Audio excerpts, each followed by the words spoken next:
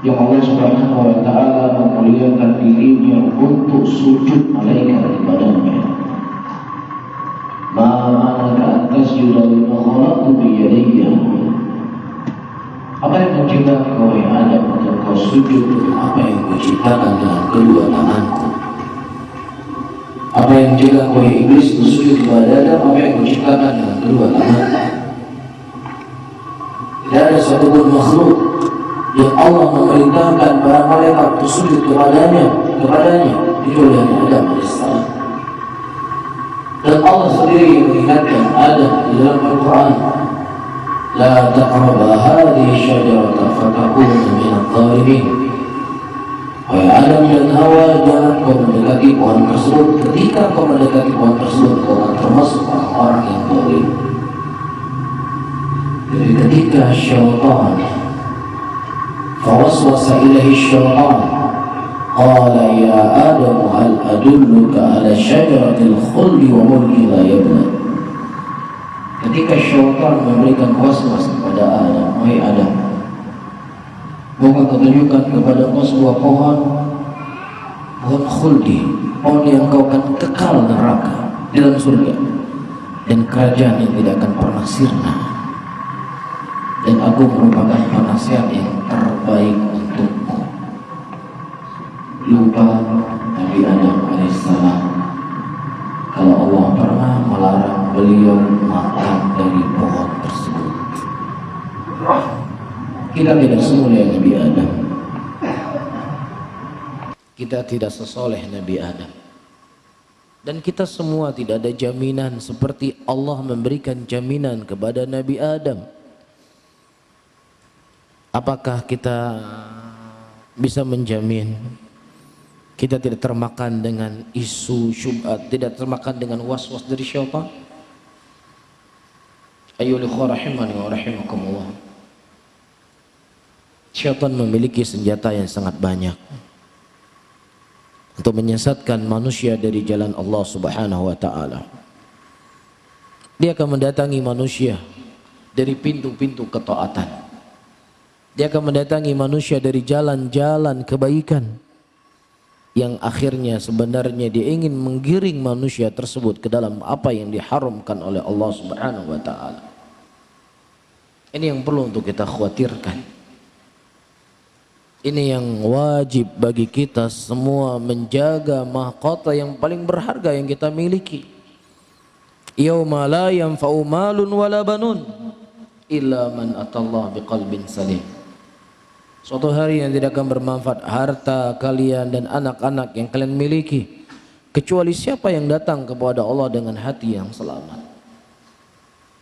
Usaha yang antum miliki hari ini, kebun yang antum miliki hari ini, toko yang antum punya, yang antum miliki hari ini, semuanya akan ada titik akan ditinggalkan.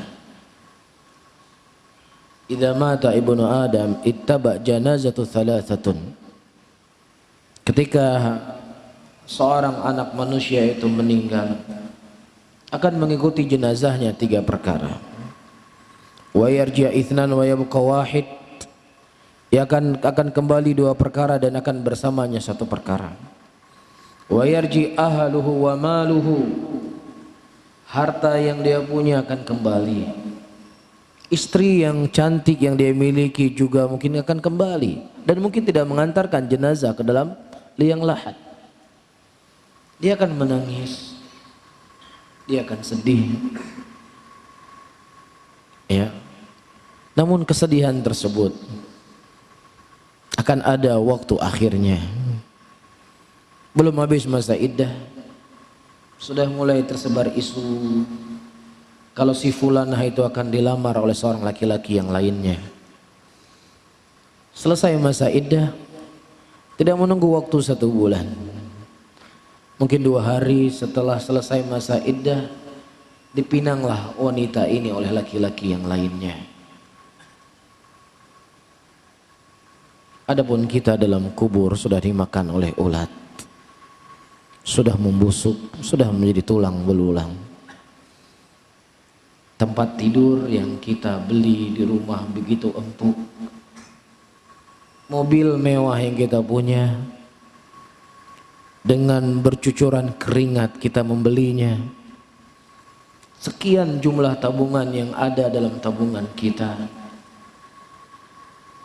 ternyata tidak perlu waktu lama sudah ditiduri oleh laki-laki lain. Mobil kita sudah dibawa oleh laki-laki lain. Tabungan kita juga sudah dipegang oleh laki-laki lain. Begitulah hakikat kehidupan dunia. Semua itu akan kita tinggalkan. Ketika kita menjaga apa yang kita punya dari harta kita, kita berpikir sekian jam setiap harinya, sekian tenaga kita keluarkan untuk agar bagaimana usaha yang kita miliki stabil. Ini sesuatu yang dibolehkan. Islam tidak melarang. Silakan. Apa yang kita punya harus kita jaga, harus kita atur. Namun ketahuilah, ini akan menjadi berkurang, bahkan salah, ketika kita tidak pernah peduli dengan hati kita. Ketika kita tidak pernah peduli dengan kehidupan kita setelah kehidupan dunia ini yang jadi salah. Kalau seandainya kita memberikan waktu untuk usaha kita 1 hari 10 jam, maka kepada hati kita lebih dari itu yang harus kita berikan. Karena itulah yang akan bermanfaat kepada kita kelak di yaumul qiyamah.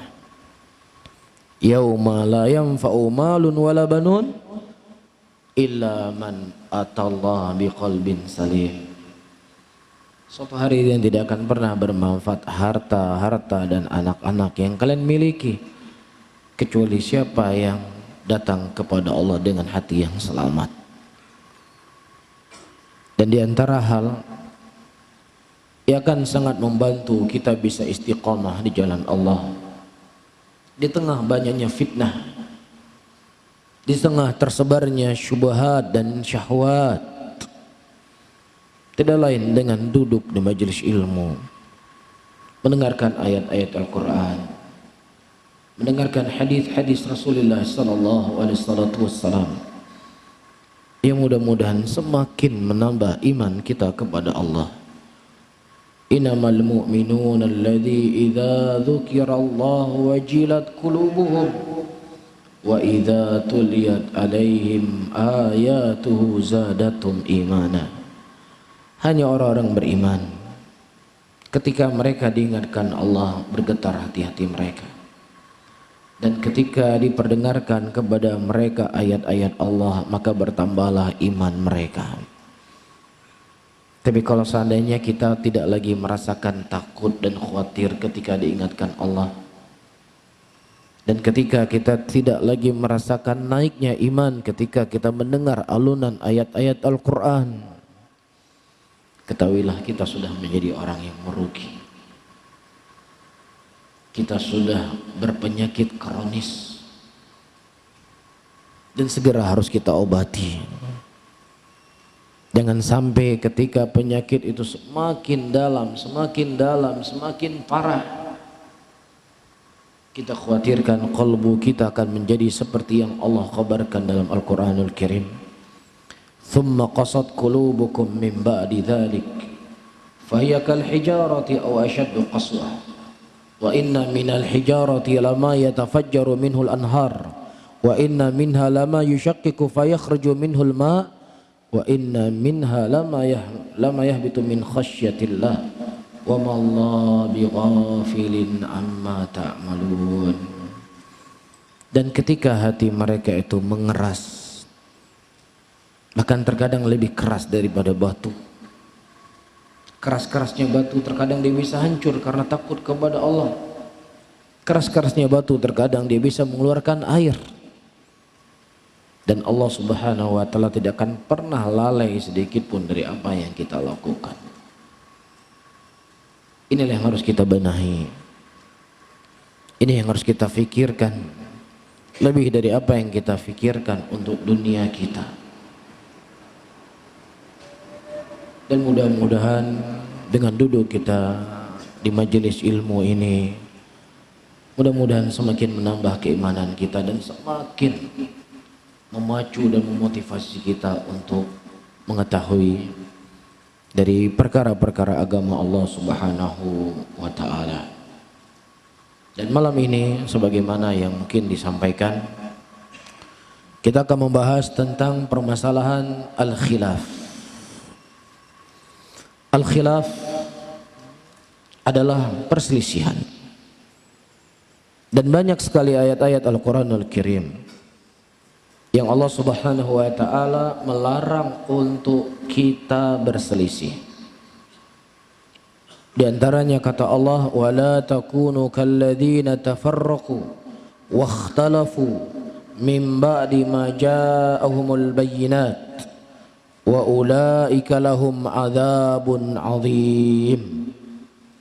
Dan janganlah kalian menjadi orang-orang yang mereka berpecah belah dan berselisih setelah datang kepada mereka penjelasan yang gamblang dan jelas. Wa ulaika lahum adzabun 'adzim, dan bagi mereka adalah orang-orang yang mendapatkan azab yang pedih. Ini keadaan dengan kondisinya orang-orang kufar. Ini kondisinya orang-orang musyrikin. Mereka suka berpecah belah. Mereka suka berselisih dalam perkara agama mereka. Dan juga dalam ayat yang lain Allah mengatakan, "Innal ladzina farraqu dinahum wa kanu syi'an lasta minhum fi syai'in." Sesungguhnya orang-orang yang mereka telah berpecah belah dalam agama mereka dan mereka itu berkelompok-kelompok, dan engkau tidaklah termasuk sedikit pun dari mereka, wahai Muhammad. Dan juga Nabi sallallahu alaihi wasallam telah mengkhabarkan dalam hadisnya bagaimana perpecahan orang-orang ahlul kitab dari kalangan al-Yahud dan kalangan an-Nasara, sebagaimana hadisnya diriwayatkan oleh al-Imam Ahmad dan juga dari al-Imam Abu Dawud dengan sanad yang sahih dari Muawiyah radhiyallahu ta'ala anhu arda. Nabi sallallahu alaihi wasallam mengatakan, "Ala inna min qablikum min ahlil kitab iftaraqu ala 72 millah wa inna hadhil umma sataftariqu ala 73 firqah kulluhum fin nari illa wahidah." Ketahuilah oleh kalian, sesungguhnya orang-orang sebelum kalian dari kalangan ahlul kitab mereka berpecah menjadi 72 golongan. Adapun umatku, mereka akan berpecah menjadi 73 golongan. Dan semuanya diancam dengan neraka oleh Rasulullah sallallahu alaihi wasallam. Hadis-hadis yang seperti ini, ayyuhal ikhwah rahimani wa rahimakumullah, adalah hadis yang perlu untuk kita khawatirkan. Sekian banyak jalan, sekian banyak pemikiran-pemikiran, ternyata hanya satu jalan yang benar. Jalan yang telah digaris oleh Nabi sallallahu alaihi wasallam, sebagaimana yang dikhabarkan oleh Abdullah bin Mas'ud radhiyallahu ta'ala anhu warda. Khatta lana Rasulullah sallallahu alaihi wasallam khattan biyadihi thumma yakhutu khututan an yaminihi wa shimalihi. Suatu hari Rasulullah menarik sebuah garis lurus kepada kami. Kemudian beliau menarik garis-garis yang sangat banyak samping kiri dan samping kanan. Kemudian Nabi sallallahu alaihi wasallam mengatakan, "Hadhis subulun." Ini adalah jalan-jalan yang tidak ada di antara jalan ini kecuali syaitan yang menyuruh manusia kepada jalan tersebut. Subhanallah. Walaupun terkadang yang menyerunya itu memakai surban, walaupun terkadang yang menyerunya itu memakai jenggot, walaupun terkadang yang menyerunya bertasbih, tapi ketahuilah di ujung jalan syaitan menunggu di sana. Dan jangan sampai ayyuhal ikhwa wal akhwat rahimani wa rahimakumullah kita terperangkap terperangkap dengan syaitan. Jangan sampai kita akan menjadi pengikut-pengikut syaitan. Dan jangan kita salah jalan. Allah Subhanahu wa taala menyebutkan tentang khutbahnya syaitan di dalam Al-Qur'anul Karim. Dan cukup bagi kita mendengar khutbahnya syaitan di dunia ini dari pengkhabaran yang Allah khabarkan dalam Al-Quran. Jangan sampai kita berada di shaf yang paling terdepan ketika Allah memberikan izin kepada iblis menyampaikan khutbah pembukanya, ketika manusia dicelupkan oleh Allah dalam neraka. Ketika perkara-perkara sudah diselesaikan, syaitan berkata kepada pengikutnya dulu di dunia, Inna Allah wa'adakum wa'adal haqqi wa'adtukum fa'akhlaftukum. Sesungguhnya Allah telah memberikan janji kepada kalian dengan janji yang hak, dan aku juga telah berjanji kepada kalian, dan hari ini janji tersebut aku selisihi, kata syaitan. Sakit nggak kira-kira? Sakit. Ya, di dunia ini kita pikir orang yang A, B, C, D ini bisa menolong kita. Ternyata jalannya dia di belakangnya syaitan. Saya sering menganalogikan, antum diajak mencuri, asalnya tidak ada niat untuk mencuri, cuman dirayu, digoda-goda, akhirnya siap. Ya, saya siap untuk mencuri. Berangkatlah antum ke rumah seseorang untuk mencuri. Ketika sudah masuk ke rumah, pintu rumah sudah terbuka, tiba-tiba sapam datang atau pemilik rumah datang teriak, maling. Orang yang mengajak kita tadi kabur dia. Kabur. Tinggal kita sendiri di situ digebukin sama orang. Digebukin rame-rame. Dia sudah lari. Kabur dia sudah. Sakit nggak kira-kira? Sakit ya? Antum masuk ke sel, masuk ke penjara. Dikunjungi sama dia, didatangin. Apa kira-kira yang akan keluar dari mulut antum? Kan kurang ajar ente. Udah ngajak saya mencuri, ente kabur. Kemudian dia kata, ini konsekuensi. Ngapain ente ikut saya? Kan ente sudah ngerti dan secara akal ente, kalau kita mencuri ya konsekuensinya begini, ya sabar saja. Sakit nggak kira-kira? Lah kalau kita di dunia kan masih punya kesempatan. Ini masalahnya syaitan berkata, wa'adtukum fa'akhlaftukum. Aku telah berjanji kepada kalian dan hari ini aku menyelisih janjinya. Dan tidaklah aku mengajak kepada kalian kecuali aku cuma sekedar mengajak saja. Ngapain kalian ikut saya? Wala talumuni walumu anfusakum. Maka hari ini jangan kamu salahkan saya. Salahkan diri kamu sendiri. Ngapain ikut saya? Ente kan sudah diturunin oleh Allah Al-Quran. Ente kan sudah didatangkan Rasul. Kan sudah datang hadis-hadis dari Nabi kamu. Kamu juga diberikan akal oleh Allah. Ngapain ente ikut saya? Kan Allah sendiri mengatakan wala tattabi'u khutuwati syaitan fa innahu lakum aduwwum mubin. Jangan kalian mengikuti dari langkah-langkahnya syaitan. Karena sesungguhnya syaitan itu merupakan musuh yang paling nyata kepada kalian. Ngapain ente ikut? Jangan ente cerca saya hari ini. Jangan ente salahkan saya. Begini khutbah syaitan nanti di yaumul qiyamah. Lagi-lagi saya ingatkan, jangan sampai kita berada di shaf yang paling terdepan. Saya mau melihat ke atas khutbah syaitan. Cukup di dunia ini saja kita mendengar apa yang Allah khabarkan tentang khutbah syaitan ini. Dan syaitan memiliki senjata yang sangat banyak. Dia akan datang dari jalan syubhat dan dia akan datang dari jalannya syahwat. Dan malam ini kita fokus kepada jalannya syaitan dari sisi asyubhat. Ya, ayyuhal ikhwah rahimani wa rahimakumullah. Tadi saya membawa ayat bagaimana syaitan menggunakan satu kalimat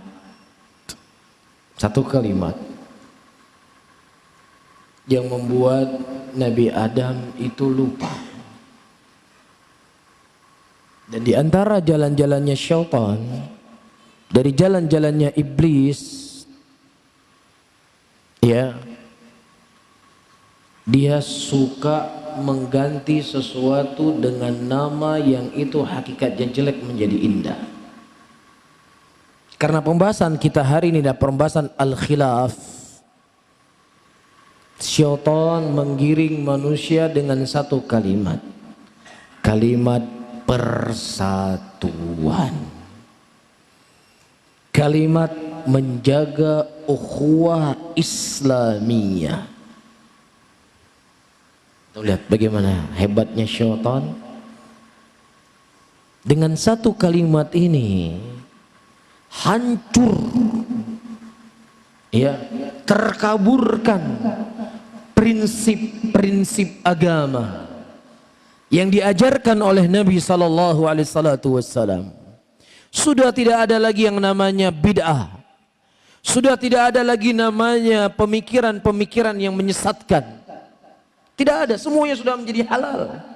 Yang ada adalah satu kalimat persatuan. Dan ini sangat laku dipasarkan di tengah-tengah muslimin. Syubhat ini memakan korban yang sangat banyak. Terkaburkan mana jalannya Rasulullah dan mana yang bukan jalannya Rasulullah sallallahu alaihi wasallam. Terkaburkan apa yang dikhabarkan oleh Nabi. Sataftariku ummati ala 30 wa 70 firqah kulluhum finnar. Umat ini akan berpecah menjadi 73 golongan dan semuanya diancam dengan neraka. Kecuali hanya satu saja, terkaburkan. Semuanya baik, semuanya bagus, toh tujuannya juga semua sama. Perbedaan-perbedaan yang kecil tidak perlu untuk diperdebatkan. Perbedaan pandangan tidak perlu untuk diributkan. Mulai merasa sok bijak, mulai sok untuk menjaga ukhuwah Islamiyah. Ketika kita tidak memiliki ilmu, tidak memiliki akidah yang benar, akan termakan dengan isu-isu murahan tersebut.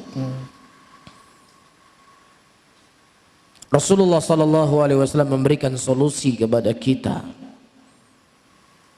Ketika beliau menarik garis yang lurus tersebut, beliau berkata, wa anna hadza sirati mustaqiman fattabi'uhu wa la tattabi'us subula fatafarraqa bikum an sabilih. Dan ikutilah oleh kalian daripada jalan yang satu tersebut, dan jangan kalian mengikuti daripada jalan-jalan yang banyak, karena dengan kalian mengikuti daripada jalan yang banyak tersebut akan memisahkan kalian daripada jalan yang satu. Allah mengatakan dengan kita mengikuti daripada jalan yang banyak, dan Allah melarang kita untuk mengikuti daripada jalan yang banyak, karena dengan kita mengikuti jalan yang banyak tersebut akan menyesatkan kita dari jalan Allah. Namun hari ini dibalik itu semuanya, mari kita menjaga ukhuwah Islamiyah. Kita saling bekerja sama apa yang kita sepakati, dan kita saling memaafkan apa yang kita berselisih. Begitu hebat virus mereka sebarkan di tengah-tengah muslimin. Begitu hebat syubhatnya mereka. Namun sebenarnya ini tidaklah menjadi hebat. ketika kita mengenal manhaj Ahlus Sunnah dengan pemahaman yang benar. Ini tidaklah menjadi hebat ketika kita mengerti akidah, ketika kita mengerti usul min usul Ahlus Sunnah yang telah dipaparkan oleh ulama Islam. Oleh karena itu ayyuhal ikhwah, seperti yang saya sebutkan di muqaddimah pengajian, kita tidak hanya diserang dari sisi asyahwat, tidak hanya diserang dari sisi indahnya dunia, tapi kita juga akan diserang dari sisi asyubahat. Dan ini jauh lebih apa? Jauh lebih tersembunyi, jauh lebih terkaburkan, yang seseorang terkadang tidak sadar dia itu sudah termakan dengan asyubahat.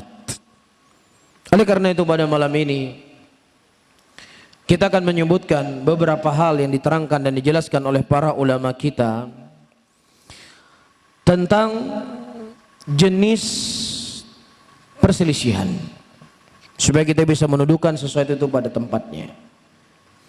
Yang pertama, khilaf yang dikenal adalah khilafut tadad. Apa itu khilafut tadad? Khilafut tadad adalah perselisihan di antara ahlul haq dengan ahlul batil. Perselisihan di antara ahlus sunnah dengan ahlul bidah. Perselisihan di antara ahlul jannah dengan ahlul nar. Dan Allah Subhanahu wa taala telah menjelaskan prinsip-prinsip agamanya dengan jelas dan gamblang di dalam Al-Qur'anul Karim. Dan juga Rasulullah sallallahu alaihi wasallam telah menjelaskan kepada kita agama ini dan telah meninggalkan kepada kita dengan cahaya yang sangat terang benderang. Taraktukum ala bayda lailuha ka'anhariha. Aku tinggalkan kalian di atas cahaya yang sangat terang benderang, malamnya bagaikan siangnya. Ketika antum buang air besar dan kemudian tidak mendapatkan air, begitu jelas ilmu tersebut di benak antum. Kita memakai batu dengan 3 kali usapan atau 3 batu. Itu urusannya urusan cebok. Urusannya adalah urusan membersihkan kotoran. Dengan jelas dan gamblang dijelaskan oleh Rasulullah sallallahu alaihi wasallam. Nah, ketika perkara akidah adalah perkara yang menjadi pondasi dalam agama, ketika perkara akidah adalah perkara usul dalam agama, maka Allah Subhanahu wa taala dan Rasulnya telah menjelaskan kepada kita dengan sejelas-jelasnya dan segamblang-gamblangnya. Namun lagi-lagi saya katakan, dengan kalimat persatuan dan ukhuwah, ini semua terkaburkan. Terkaburkan semuanya. Kalau kamu mengatakan Allah di mana-mana, silahkan. Ini perkara khilaf, ada khilafnya ulama dalam masalah ini. Kalau kamu mengatakan Allah di langit, ya silahkan. Yang penting jangan ribut. Iya, begitu juga ternyata Maulid Nabi itu ada pendapat Al-Hafidz Ibnu Hajar. Jadi ternyata selama ini kita itu ditipu oleh ustadz-ustadz yang katanya ustadz sunnah itu. Tidak ada kelapangan sedikit pun. Semuanya bidah, semuanya haram, semuanya nggak boleh. Ternyata perkara ini perkara yang diperselisihkan oleh para ulama Islam. Al-Hafidz Ibnu Hajar membolehkan, fulan membolehkan. Ini perkara khilaf. Mulai kan? Yang seumur hidup nggak pernah buat maulid, akhirnya kena syubhat, jadi panitia maulid sekarang. Dalilnya apa? Khilaf. Ada pendapat ulama. Nanti kita akan sebutkan, ayyuhal ikhwah, ada khilaf-khilaf yang dikenal oleh para ulama dengan khilafun syadz. Ada di antara ulama kita yang menghalalkan mut'ah. Apa kemudian Anda berkata kita boleh mut'ah sekarang? Bahkan teriwayatkan dari Ibnu Abbas. Ibnu Abbas beliau membolehkan mut'ah. Apakah kemudian kita katakan, ayo kita mut'ah sama-sama seperti Syiah? Karena ada khilaf. Iya, ini sangat berbahaya. Sangat berbahaya. Adapun masalah Ibnu Abbas nanti akan kita sampaikan. Cuman ini cukup berbahaya dan memakan banyak korban. Terlebih muncul dai-dai yang kelihatannya menjaga lisannya, yang seakan kalian silahkan mengatakan saya begini dan begini, silahkan, nggak peduli dengan saya, kalian tidak ikut pengajian dengan saya, silahkan, yang penting kita jangan berselisih. Masya Allah. Ayyuhal ikhwah, Fir'aun ketika dia mengatakan dirinya sebagai Tuhan, apa yang dia katakan? Ma arakum illa ma ara wa ma uhdikum illa sabilar rasyad. Tidaklah aku pandang dengan kecuali pandangan yang lurus, dan tidak aku mengajak kalian kecuali kepada jalan yang lurus pula.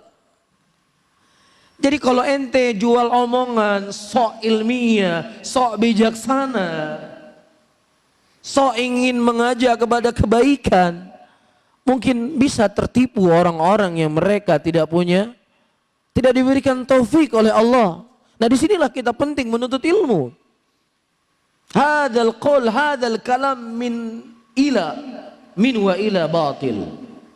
Ini ucapan yang batil. Kalau seandainya manhajnya para sahabat Rasulullah sallallahu alaihi wasallam seperti manhajnya mereka, kita tidak akan ternukilkan apa yang ternukilkan dari Abdullah bin Umar radhiyallahu taala anhu warda. Ketika datang dua orang tabi'in mengadu kepada Abdullah bin Umar, seorang laki-laki yang bernama Ma'bad al-Juhani, yang dia mengatakan al-umrul unuf, Allah tidak mengetahui apa yang dilakukan oleh hamba kecuali hamba tersebut setelah dia melakukannya. Apa kata Abdullah bin Umar?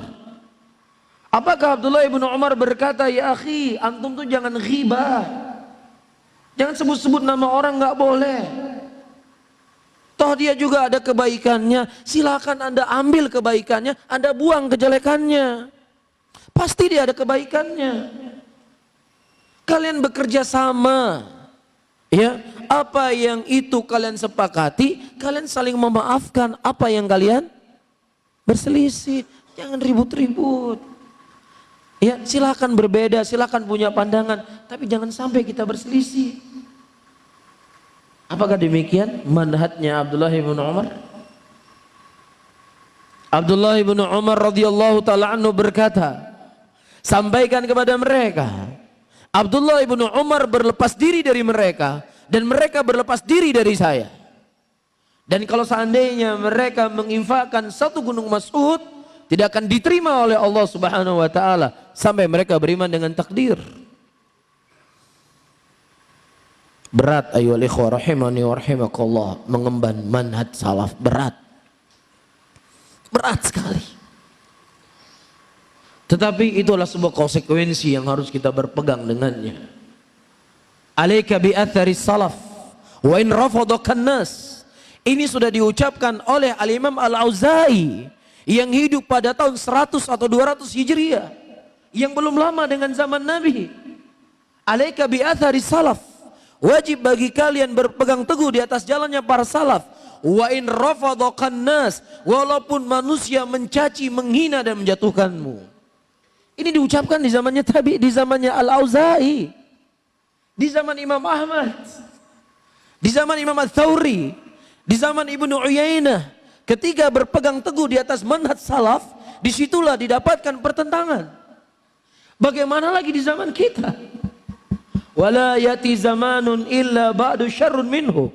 Tidak datang sebuah zaman kecuali zaman setelahnya lebih jelek daripada zaman sebelumnya. 200 tahun yang lalu, hari ini sudah 1400, 1200 tahun telah berlalu. Allah Azza'i mengatakan demikian. Wa iyyaka, dan hati-hati engkau, ya, dari jalan-jalan yang baru, walaupun manusia itu mendukungmu dan memujimu. La taktar bi kathratil halikin, jangan engkau tertipu dengan banyaknya orang-orang yang mereka binasa di atas jalan tersebut. Ajib ya.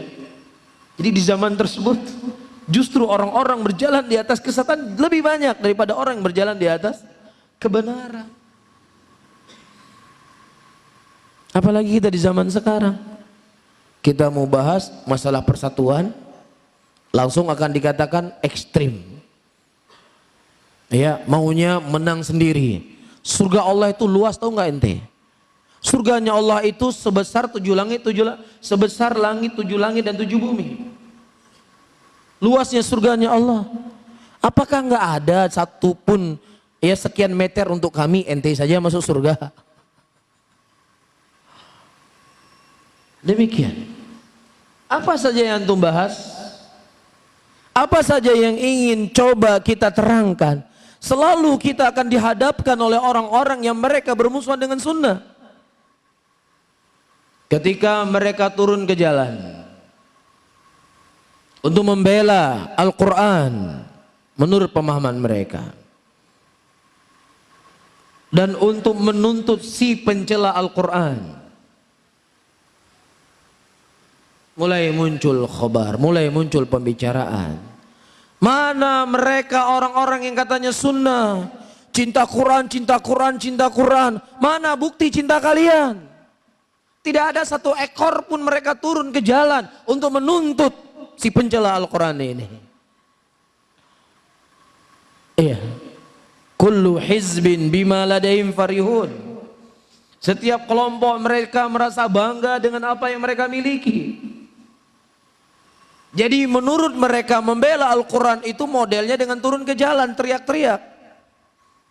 Adapun ada orang menghafal Quran 30 juz, mengerti tafsir Al-Quran, menyebarkan Al-Quran, iya, memahami muslimin dengan Al-Quran, itu nggak dianggap memahami membela Al-Quran, nggak dianggap. Tapi yang jadi anggapan adalah apa? Perbuatan mereka sendiri. Begitu juga ketika bendera tauhid dibakar. Ternyata orang-orang yang katanya tauhid ini, ya nggak ada juga keinginan kecintaan sedikit pun kepada tauhid. Nggak ada yang turun ke jalan. La haula wala quwata illa billah. Selalu senjatanya diarahkan kepada ahli sunnah. Apalagi ketika kita membahas tentang tauhid, membahas tentang bahayanya kesyirikan, membahas tentang khurafat-khurafat yang ada di tengah-tengah manusia, agar mereka mensucikan hati mereka hanya untuk Allah. Mulai mereka ini adalah pemecah belah umat. Mereka ini adalah orang-orang yang tidak ada sedikit pun memuliakan kearifan lokal. Orang yang nggak bisa bermasyarakat, orang yang nggak bisa bergaul di tengah-tengah manusia, selalu membuat kekacauan di tengah-tengah muslimin. Kalau seandainya bukan Yahudi, apa lagi yang pantas kita berikan kepada mereka? Ahlus sunnah lagi yang menjadi kekeran. Ketika ahlus sunnah mereka mengajak, wahai saudara-saudara muslimin, sabarlah dengan kondisi pemimpin. Kalau seandainya pemimpin tersebut zalim, sabar. Demikian yang dikhabarkan oleh Nabi kalian, isbiru hatta talqauni fil haud. Sabarlah kalian sampai kalian bertemu dengan aku di haud nanti. Sekian ayat Quran kita bawa, sekian hadis-hadis Rasulullah kita sampaikan, sekian ucapan para ulama salaf kita nukilkan. Kemudian yang menjadi kesimpulan, mereka ini adalah murjiah. Mereka adalah penjilat penguasa. Mereka ini pendukung LGBT. Mereka ini adalah kelompok pendukung PKI. La haula wala quwata illa billah. Saya alamuna ghadan manil kadzabul asyir. Akan diketahui besok siapa sebenarnya pendusta. Ini yang kita hadapi hari ini, saudara-saudaraku muslimin. Gejolak syubhat wa syahwat begitu deras menghampiri kita. Kalau seandainya bukan taufik dari Allah dan kemudian kita bersemangat untuk menuntut ilmu, wallahi kita khawatirkan kita akan bergeser. Karena begitu deras syubhat tersebut. Ingat baik-baik bagaimana sikap Abdullah bin Umar ketika beliau melihat orang-orang yang menyimpang dari usuluddin. Karena ini perkara khilaf yang dikenal khilafu tadad. Khilaf di antara ahlus sunnah dengan ahlul bidah. Dan tidak boleh di sini kita abu-abu. Kita harus punya prinsip. Ini prinsip kita dan itu prinsipnya mereka. Tidak ada toleransi dalam masalah yang seperti ini. Begitu juga di zaman Imam Ahmad. Ketika orang-orang Mu'tazilah menguasai pemerintahan pada waktu itu. Dan mereka menyebarkan kesesatan mereka, Al-Quran itu adalah makhluk. Dan siapa yang tidak memiliki pemikiran keyakinan yang sama dengan mereka, dipenjara, disiksa. Dan diantara yang menjadi korban adalah Imam Ahmad rahimahullah. Dan wallahi ayyuhal ikhwah, kalau seandainya Imam Ahmad beragama seperti agamanya orang-orang hari ini, nggak perlu Imam Ahmad masuk penjara. Kalau Imam Ahmad akidahnya sama seperti orang-orang hari ini, nggak perlu beliau menyiksa diri beliau dalam penjara. Tinggal beliau berkata, "Wa ibnu Abi Duat, apa yang kamu ucapkan adalah itu terserah sama kamu. Kalau kamu punya dalil, ya udah nggak masalah. Yang penting kita bersatu. Kita saling bekerja sama, apa yang kita sepakati pasti adalah hal yang sama antara kamu dengan saya. Pasti ada. Adapun ketika ini adalah kita berbeda pandangan, ya sudahlah kita saling memaafkan." Tidak. Imam Ahmad berkata, "Man qala bi khalqil Quran kufur." Barang siapa yang mengatakan Al-Quran itu makhluk, kafir, kata Imam Ahmad. Man qala bi anna lafdil Quran wa yuradu bihil Qur'an, man qala lafdi bil Quran makhluk in arada bihi Al-Quran fa huwa kafir. When yuradu bihi nam lafdhuhu fa huwa mubtadi dhalun mudhil, kata Imam Ahmad. Barang siapa yang mengatakan Al-Quran itu atau lafaz saya dengan Al-Quran itu makhluk, kalau dia inginkan adalah Al-Quran itu sendiri, maka dia kafir. Tapi kalau seandainya dia inginkan lafaz saya dengan Al-Quran adalah lafaz betul, betul suara, maka dia mubtadi dhalun mudhil, kata Imam Ahmad. Kalau Imam Ahmad hidup di zaman hari ini, bersikap dengan sikap seperti ini, mungkin saya rasa mereka itu tidak akan memuliakan Imam Ahmad. Akan dicap sebagai apa? Ekstrim. Tidak menjaga ukhuwah, tidak menjaga persatuan. Ini kan masalah sepele. Al-Quran makhluk, Al-Quran kalamullah, gak ada masalah. Karena yang paling penting buat mereka apa? Yang paling penting buat mereka lanjut 2 periode ataukah tidak lanjut. Itu paling penting buat mereka. Tidak ada yang lebih penting daripada itu di dunia ini kecuali hanya itu saja. Dan terbukti ketika ada seorang mantan gubernur penghafal Al-Quran, dipuji, Masya Allah gubernur hafid begini, begini dan begini. Tapi beliau kesalahannya dalam tanda petik menurut mereka, lanjut 2 periode, itu saja. Dicaci maki, dihina, dijatuhkan. Al-Hizbiyah nampak jelas terang. Tapi ketika ada seseorang dai mengatakan istri Nabi itu wanita gaul, Nabi Daud itu single show, beraneka ragam sifat yang disifati kepada Nabi dan Rasul, kepada istri Rasulullah sallallahu alaihi wasallam, tidak ada yang komentar, nggak ada yang berdiri. Semuanya mendukung, semuanya membela, dia akan punya kebaikan. Karena salahnya itu bukan apa? Bukan lanjut 2 periode. Coba dia ngomong lanjut 2 periode, habis. Gak perlu dia ngomong macam-macam, 2 periode saja habis. Karena itu yang mereka cari. Al-Hizbiyah Masakha, kata Syekh Muqbil rahimahullah. Nggak peduli mereka dengan prinsip-prinsip agama. Nggak peduli dengan akidah yang telah disebarkan oleh para ulama terdahulu. Perkara sepele. Al-Quran makhluk, nggak makhluk, sepele. Yakin saja mana yang yakin, nggak perlu diperebutkan. Iya. Begitu juga ketika membahas tentang istiwanya Allah. Itu kan perkara khilaf, nggak perlu diperuncingkan, nggak perlu diperdebatkan. Toh itu semuanya nggak merusak keimanan seorang, dia masih sholat kok, masih jauh dari dosa, masih jauh dari maksiat. Kalau orang-orang seperti ini membaca kitab akidahnya para ulama, dia akan sadar apa yang dia ucapkan adalah batil. Kecuali kalau memang hawa nafsu yang telah memenuhi jiwanya. Al-Imam Ibnu Khuzaimah rahimahullah, beliau mengatakan barang siapa yang mengingkari Allah beristiwa di atas arasnya, maka kalau seandainya dia mati, dia tidak dikuburkan, dibuang ke tong sampah. Dikuburkan itu pun supaya tidak mengganggu baunya. Tidak dikubur di kuburan muslimin. Tidak boleh, ya, hartanya tidak boleh diwariskan. Karena orang kafir tidak mewariskan harta seorang muslim. Ini ucapan Ibnu Khuzaimah rahimahullah.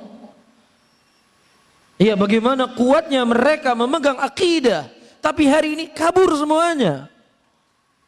Hari ini hilang semuanya prinsip-prinsip agama. Dan ini cukup mengkhawatirkan, ayyuhal ikhwah rahimani wa rahimakumullah. Dan sebuah kesesatan itu tidak akan berhenti pada satu titik. Dia akan berjalan. Tidak akan berhenti di satu titik. Falamma azaghu azaghallahu qulubahum. Ketika mereka menyimpang hatinya, dan Allah akan semakin menjauhkan mereka dari kebenaran. Tidak akan berhenti di satu titik. Wallahi ya ikhwah, tidak berhenti di satu titik. Orang-orang yang mereka berzikir berjamaah di masjid yang waktu itu diingkari oleh Abdullah ibn Mas'ud, dan dia tetap dengan pemikirannya. Rawi-rawi hadis menceritakan, kami melihat orang-orang yang berzikir di masjid yang diingkari oleh Abdullah ibn Mas'ud, mereka berada di barisan yang paling terdepan dalam memerangi sahabat Nabi Muhammad sallallahu alaihi wasallam. Dari bidah yang kecil menjadi bidah yang besar. Orang-orang hari ini yang mengajak muslimin ke gereja, orang-orang hari ini yang mengajak, ya, persatuan agama, pluralisme, menghidupkan Natal, menghidupkan malam Natal, antum jangan berpikir kesesatannya langsung ke situ. Bukan ke situ awal kesesatannya, sedikit demi sedikit. Khilaf dulu dalam masalah fikih, semuanya boleh, semuanya gampang. Beranjut ke masalah sedikit masalah akidah. Ya, ini boleh, ini boleh. Terus lagi berlanjut kepada apa? Persamaan agama, semua agama sama. Dan itu tidak akan berhenti di satu titik. Wallahi nggak berhenti di satu titik. Akan terus bertambah dan bertambah. Makanya Rasulullah mengatakan apa tadi? Ketika terjadi fitnah di pagi hari seorang mukmin, di sore hari dia sudah kafir. Bukan saya mengatakan, Rasul kalian. Bagaimana perubahan seseorang itu begitu drastis, kesesatannya begitu jauh. Oleh karena itu tidak ada keselamatan ayyuhal ikhwah kecuali berpegang teguh di atas manhajus salaf. Walaupun banyaknya manusia yang menghalangi, mencaci maki dan seterusnya. Ini konsekuensi kita hidup di dunia. Kita mau bersusah payah untuk menjaga apa yang kita punya dari bisnis kita, maka tentunya menjaga agama, menjaga manhaj harus lebih kita menjaganya. Ya, saya akan membaca di sini sebelum saya masukkan poin yang kedua. Ayyuhal ikhwah rahimani wa rahimakumullah. Khilaf-khilaf yang saya sebutkan tadi. Karena setiap orang selalu akan berbicara ini khilaf, ini khilaf, ini khilaf, ini khilaf. Ya, terkhusus ketika pembahasannya khilaful faham. Apa itu khilaful faham? Khilaful faham yaitu para ulama mereka berbeda pendapat di dalam sebuah permasalahan. Yang memang di dalam permasalahan khilaf ini, para ulama kita berlapang dada. Ketika bangkit dari ruku, bersedekap ataukah tidak bersedekap? Salat tarawih 11 rakaat ataukah 23 rakaat? Mereka berlapang dada. Iya, masalah hewan yang tidak dimakan dagingnya najis ataukah tidak najis? Inilah perkara-perkara yang dikenal dengan khilaful faham. Namun perlu antum ketahui, tidak semua perkara-perkara yang diperselisihkan oleh para ulama, yang ada pendapat ulamanya di situ dengan dalih ini adalah khilaful faham. Ini awal ya, perhatikan baik-baik, awas. Ketika seseorang bermudah-mudahan dalam khilaful faham, dia akan beranjak nanti ke khilafu at-tadad. Ketika dia sudah berhasil digoda oleh syaitan dalam khilafu tadad, dia akan jatuh kepada pluralisme. Cuman hati-hati di jalan tengah ini. Khilaf apa? Khilaful faham. Karena semua orang menganggap khilaf faham, khilaf faham, khilaf faham, khilaf faham. Ada pendapat ulama Ahlussunnah begini, ada pendapat ulama Ahlussunnah seperti ini. Tidak bisa kita demikian dalam beragama. Tidak semua khilaf itu adalah khilaf yang mu'tabar. Tidak semua khilaf kemudian seseorang boleh beralasan ini khilaf. Boleh kita beralasan ini khilaf ketika dalilnya seakan-akan menuju A dan seakan-akan menuju B. Tetapi ketika itu adalah perkara yang wadih, yang jelas dalam perkara agama ini, tidak boleh kita mengatakan ini khilaf. Walaupun ada ulama Ahlussunnah yang mengatakan demikian. Allah mengatakan dalam Al-Quran, "Wa ma kana li mu'minin wala mu'minatin idza qadallahu wa rasuluhu amra ayyakunu lahumul khiyaratu min amrihim." Tidak pantas bagi seorang mukmin dan tidak pantas bagi seorang mukminah ketika Allah dan Rasulnya telah menentukan suatu perkara, kemudian kita memilih perkara yang lainnya. Terjadi khilaf antara Rasulullah dengan Abu Bakar As-Siddiq. Perhatikan bagaimana sikap Abdullah ibn Abbas. Datang orang-orang kepada Abdullah ibn Abbas bertanya tentang suatu perkara.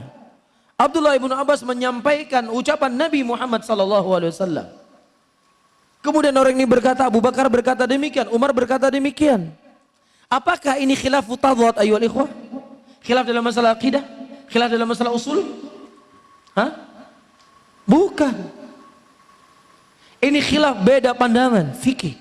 Tetapi ketika pandangan fikih ini berbeda, bertentangan dengan ucapan Rasul SAW. Apa kata Abdullah ibn Abbas? Yushiku an tanzila alaikum hujaratu minas sama. Aqulu qawlu Rasulullah SAW wa taqulu qawlu Abu Bakar wa Umar. Hampir-hampir batu-batu dari langit tersebut jatuh mengimpit kalian. Aku mengucapkan ucapan Nabi SAW. Kalian telah berkata Abu Bakar dan Umar. Bisa difahami ya? Ini bukan khilafut tadad. Ini khilaf dalam masalah fikih. Tetapi ketika bertentangan dengan ucapan Nabi, ucapan Abu Bakar ditolak. Bagaimana lagi ketika sesuatu yang sudah gamblang dan jelas, Anda mengatakan Al-Hafidz Ibnu Hajar berkata demikian, Fulan berkata demikian. Hadis Rasulullah begitu jelas dan gamblang. Ijma para sahabat sudah tegak di situ.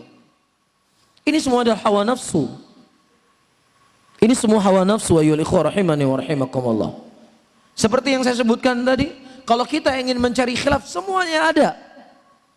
Antum pengin mut'ah seperti saya sebutkan tadi, ada pendapat ulama al-Makkiyin, ulama Mekah. Abdullah ibn Abbas di zaman kekhalifahan Ali bin Abi Thalib atau setelah wafat Rasulullah, beliau masih berpendapat mut'ah. Kemudian kata Ali bin Abi Thalib, "Mahlan ya Aba ibn Abbas." Pelan-pelan Abdullah ibn Abbas. An-nahan Nabi sallallahu alaihi wasallam 'anil mut'ah wal aqal luhumul ahliyah fi yaumil Khaybar. Rasulullah sallallahu alaihi wasallam beliau melarang untuk nikah mut'ah dan melarang makan daging keledai peliharaan di hari Khaybar. Dan hadis ini ternyata belum didengar oleh Abdullah ibn Abbas. Dan ketika Abdullah ibn Abbas menerima hadis tersebut, langsung beliau menerima. Nah kalian apakah demikian? Berdalilkan dengan pendapat Abdullah ibn Abbas? Tetapi ketika datang dalil, kalian masih berpendapat demikian? Wallahi Abdullah bin Abbas tidak begitu jalannya. Iya, beliau belum tahu kalau itu Rasulullah larang. Tapi ketika Rasulullah melarang, langsung beliau ambil. Orang hari ini kita sampaikan hujah. Ini khilaf. Ketika kita mengatakan firman Allah, wa minan nasi may yashtari lahwal hadits liyudhilla an sabilillah. Ya, liyudhillu an sabilillah. Ada di antara manusia yang mereka menggunakan lahwal hadits untuk menyesatkan manusia dari jalan Allah. Kita sampaikan tafsir para ulama. Lahwal hadits di dalam ayat ini ditafsirkan oleh Qatadah, ditafsirkan oleh Ibnu Abbas, ditafsirkan oleh Ibnu Umar dan yang lainnya dari sahabat Rasulullah. Itu artinya adalah musik dan alat-alat musik. Dan juga begitu juga ketika Allah mengatakan wa antum samidun, ketika Rasul mengajak kepada mereka kepada Islam dalam keadaan wa antum samidun, disebutkan oleh para ulama tafsir mereka musyrikin bernyanyi-nyanyi untuk menjatuhkan kedudukan Rasul sallallahu alaihi wasallam. Ini perkara khilaf. Musik itu khilaf para ulama. Ibnu Hazm rahimahullah, beliau mengatakan hadis la yakunanna min ummati yastahiluna hirra wal harir wal ma'azif, bahwasanya akan ada nanti dari umatku yang mereka nanti akan menghalalkan zina, menghalalkan khamar, menghalalkan sutra dan menghalalkan alat musik. Ini hadis didhaifkan oleh Ibnu Hazm. Masya Allah, ini kelihatan bijak, kelihatan ilmiah. Dinukilkan pendapat para ulama Ibnu Hazm. Dan ternyata semuanya adalah hawa ayyuhal ikhwah. Semua adalah hawa. Semuanya adalah mengikuti dari keinginan hatinya. Coba kalau dia ingin benar-benar ingin memahami, mempelajari, kenapa Ibnu Hazm mendhaifkan hadis ini? Pertama, hadis ini diriwayatkan oleh Bukhari dalam sahihnya. Di antara sebab yang didhaifkan oleh Ibnu Hazm, Imam Bukhari menyebutkan qala Ammar dengan sighah at-ta'liq. Jadi sighah ta'liq itu misalnya Bukhari berkata qala ya Malik rahimahullah kada wa kada. Kemudian dibawa hadis Rasulullah. Imam Bukhari kan tidak bertemu dengan Imam Malik kan? Ada syekh dan syekhnya baru sampai kepada Imam Malik. Berarti hadis ini terputus, munqati namanya, terputus. Nah begitu juga tentang hadis musik. Di situ Imam Bukhari menyebutkan qala. Kata Ibnu Hazm, ini menjadi sebab dhaif. Tunggu dulu Mas. Kalau seandainya Ibnu Hazm tahu kalau Ammar ini adalah gurunya Bukhari, kalau kita membaca terjemah dari guru-guru Bukhari, inilah termasuk dari guru Bukhari.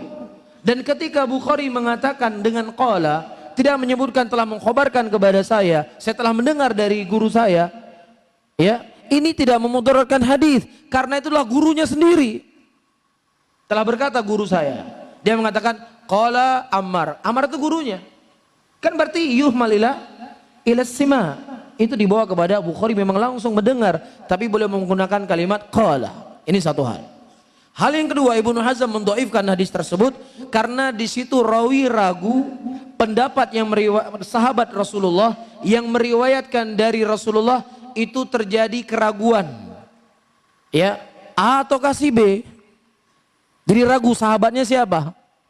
A atau kasih B. Dan menurut kaidah ilmu hadis tidak diketahui sahabat itu tidak memudaratkan hadis.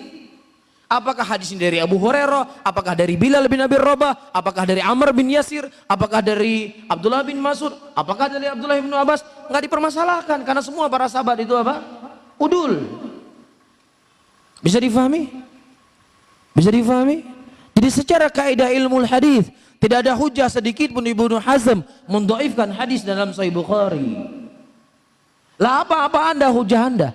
Ketika Anda ditanya oleh Allah, kenapa kamu mendhaifkan hadis? Ibnu Hazm mendhaifkan. Sementara secara kaidah ilmu hadis, Ibnu Hazm tidak punya hak mendhaifkan hadis ini. Bisa difahami? Dan kalau seandainya hadis ini dhaif, bagaimana dengan ayat tadi? Wa minan nasi may yashtara lahwal hadits. Ada di antara manusia menggunakan alat-alat musik menghalangi manusia dari jalan Allah. Bagaimana dengan hadis Rasulullah? Sayati fi akhir zaman qasafun wa qadhfun wa maskhun. Akan datang nanti di akhir zaman, kata Rasulullah, ada orang-orang yang mereka ditenggelamkan ke dalam tanah. Terjadi enggak? Ada di akhir zaman, kata Rasul, orang-orang kan ditenggelamkan ke dalam tanah.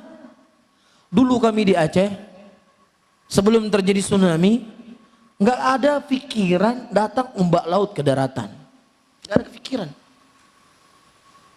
Setelah terjadi tsunami, akhirnya banyak masyarakat Aceh cari rumah yang jauh dari laut, arah yang lebih tinggi, supaya kalau datang tsunami aman. Hari ini Allah nampakkan datang tsunami tanah. Ketika Allah sudah berkehendak, apapun akan terjadi. Wa ma nursilu bil ayati illa takhwifa. Dan tidaklah kami mengutus kepada mereka ayat, kata Allah. Ayat, tanda-tanda banyak. Jadi bukan tsunami saja yang bisa menghancurkan kita. Tanah ya menenggelamkan manusia puluhan ribu. Di Palu itu puluhan ribu yang tenggelam. Satu kampung saja 7.000 orang yang tidak melapor dianggap hilang, tenggelam. Itu satu kampung. Dan terjadi tanah, manusia masuk dalam tanah 3 kampung. Puluhan ribu manusia hanyut dalam tanah. Berapa waktunya? Tidak sampai 1 menit, 38 detik. Tidak sampai 1 menit, 38 detik. Telah dikhabarkan oleh Rasulullah kejadian hari ini ribuan tahun yang lalu. Iya, khosofun wa kathfun. Orang akan diazab dengan dilempari batu. Wa maskhun, dan wajah mereka akan diubah-ubah dengan rupa-rupa yang jelek, kata Rasulullah. Kemudian para sahabat bertanya, ya Rasulullah, mata dzalik? Kapan itu akan terjadi ya Rasulullah? Nabi SAW mengatakan, idza dhaharal ma'azif wal qainayat. Ketika sudah tersebar alat-alat musik dan tersebarnya biduan-biduan wanita yang bernyanyi, di situ akan datang bala dan musibah dari Allah Subhanahu wa taala. Hadis ini walaupun secara lafaz yang saya sebutkan tadi ada rawi yang dhaif, tapi banyak sekali jalan-jalan yang menaikkan hadis ini menjadi hasan li ghairi. Dan secara waqi' terjadi bagaimana Allah menampakkan kekuasaannya. Apa yang dikhabarkan oleh Nabi Muhammad sallallahu alaihi wasallam. Tapi masih manusia ini khilaf. Nyanyi itu ibarat ngomong. Kalau dia ngomongnya baik, ya baiklah dia. Jadi kalau ngomongnya jelek, ya jeleklah dia. Jadi kalau seandainya orang nanti berselawat dengan kuik selawat Nabi, baik itu, nggak masalah. Iya, jadi nanti kalau orang menyanyi model Metallica, tapi puji Allah, nggak ada masalah, baik itu.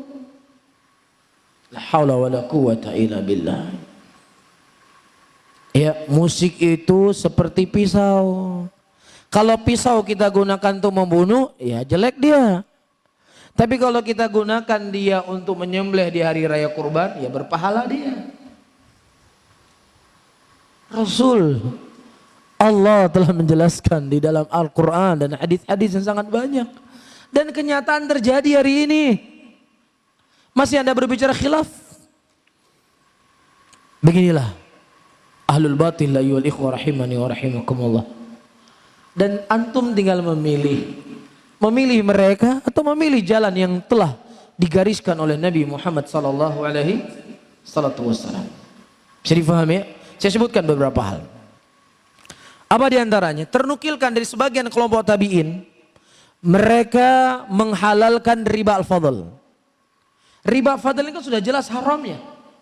Rasulullah ketika mengatakan asnafur riba, emas, perak, kurma, garam, gandum dan sejenis gandum, yadun biyadin mithlun bimithlin. harus selesai dalam satu majelis, harus selesai dalam satu transaksi, dan harus semisal. Ketika kita menukar uang 10.000, pecahan 10.000 dengan 100.000, nggak boleh 95, 97.000, 3.000-nya ongkos tukar karena uang baru saya, nggak boleh. Karena di sini disyaratkan harus apa? Harus semisal. Karena itu asnaf riba. Ketika dia bertambah atau mengurangi, maka termasuk dari riba al-fadl. Hadisnya jelas, gamblang. Tapi ada sebagian ulama para tabi'in, ulama tabi'in yang tidak mengharamkan jenis riba ini. Apakah kemudian kita katakan ini khilaf? Anda tuh harus bijaksana dalam berdakwah. Anda tuh jangan memaksakan kehendak Anda dalam menyampaikan sebuah pendapat. Lihat khazanah Islam yang sangat luas. Buka wawasan Anda. Ini perkara khilaf di kalangan para ulama. Bahkan tabi'in mengatakan halal. Kan begitu jadinya. Hah? Halal, riba sudah halal sekarang. Ada masalah antum main dengan riba al-fadl. Gak ada masalah antum pergi ke bank. Bank pinjamkan uang kepada antum 100 juta, antum bayar 130 juta, nggak ada masalah. Halal, sebagian tabi'in menghalalkan. Faham antum? Ini khilaf namanya khilafun syadz.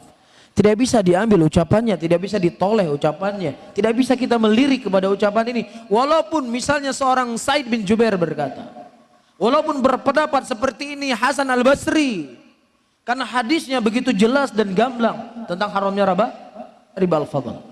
Contoh yang kedua, disebutkan ya dibolehkan bagi seseorang mendatangi istrinya ya di tempat keluar haid. Boleh.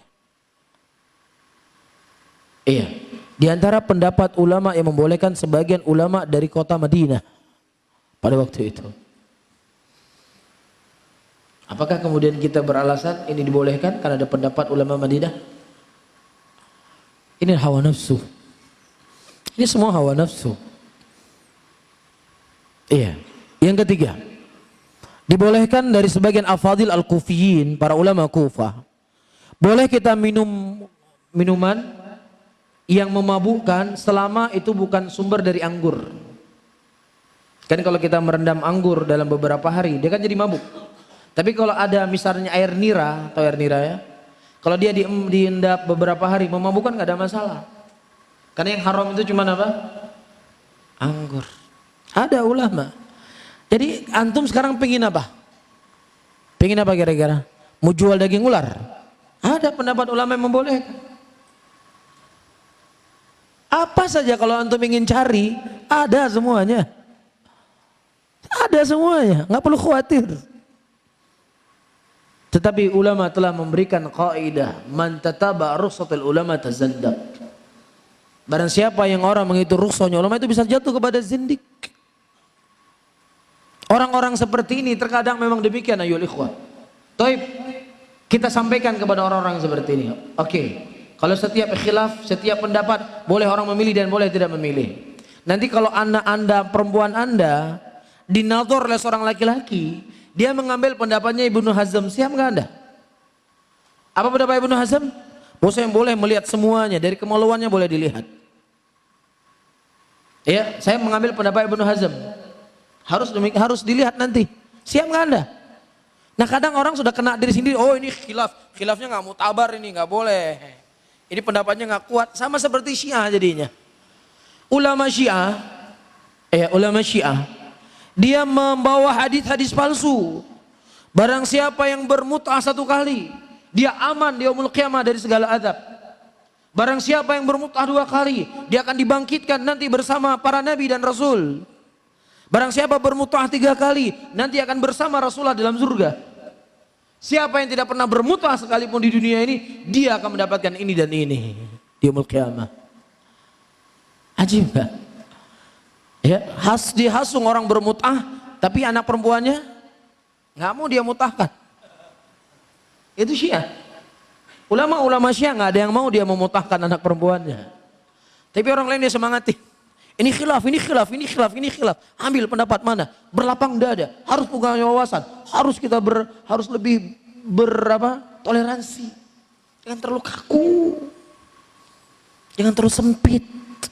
Ini salafi ini pikirannya cetek. Kemakan nggak ayo liku? Kemakan.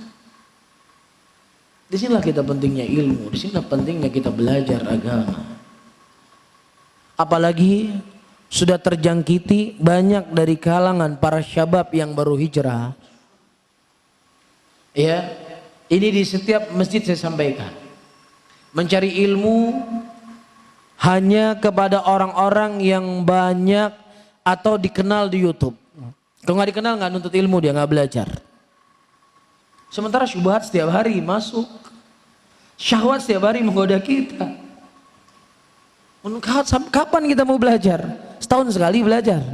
Nunggu datang Ustadz siapa? Ustadz Syafiq ke sini. Kapan beliau bisa datang kemari? 3 tahun sekali belum tentu bisa. Baru kita mau belajar, baru menuntut ilmu. Hah? Tunggu datang Ustadz Firanda kemari atau Ustadz Dzulkarnain ke sini.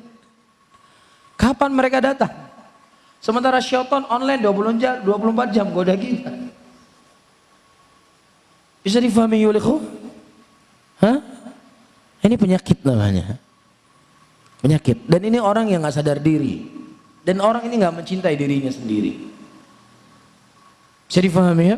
Kemudian disebutkan ada sebagian ulama dari kalangan al-Makkiyin sebagaimana disebutkan oleh Syekhul Islam Daraful Malam min Amiyatil Alam di halaman 64, sebagian mereka menghalalkan nikah mut'ah. Menghalalkan apa? Nikah mut'ah. Jadi orang-orang punya penyakit seperti tadi, dia mau nggak mau dia akan mengatakan ya Syiah itu juga benar. Karena mut'ahnya itu ada pendapat dari ulama Makkiyah yang mengatakan. Bahkan Abdullah ibnu Abbas juga berpendapat demikian. Cuman sudah ditegur oleh Ali, baru beliau rujuk. Dia rujuknya nggak diambil, tetapi yang khilafnya tetap dipegang. Ini namanya penyakit. Dan inilah yang paling banyak makan korban hari ini. Demonstrasi, khilaf. Mencela pemerintah, khilaf. Semua khilaf. Gak ada lagi satupun perkara yang menjadi pondasi. Allah di mana-mana, khilaf. Semua khilaf. Bidah hasanah, khilaf juga. Hancur agama. Habis semuanya. Yang penting apa? Persatuan. Kalau kita berbicara keinginan kita, ayyuhal ikhwah, kita inginlah bersatu. Siapa yang gak ingin bersatu? Cerita hawa nafsu kan? Kita kan gak pingin beda sama orang, pingin gak? Kalau seandainya misalnya jenggot ini gak disuruh pelihara, mau gak kita pelihara jenggot? Boleh memilih, boleh pelihara, boleh enggak? Terserah. Khilaf. Boleh memilih. Nggak boleh, nggak mesti pakai celana di atas mata kaki. Khilaf. Mau dengar musik, khilaf. Milih mana kita? Hah? Milih dengar musik atau milih nggak dengar musik? Kalau musik itu halal. Hah? Nggak ada sesuatu yang paling lezat tuh kalau daripada dengar musik. Karena memang disebut seruling syaitan. Antum lagi termenung ya, termenung begini. Dengar musik. Ya kepalanya dulu ya, terus kakinya. Kenapa? Karena lezat, enak. Enak gak? Enak. Tapi yang jadi masalah apa? Kita itu disuruh tunduk dan patuh apa yang datang dari Allah dan Rasulnya. Bukan cari yang enak-enak. Kalau kami di Aceh, mungkin di Medan gak seperti itu ya.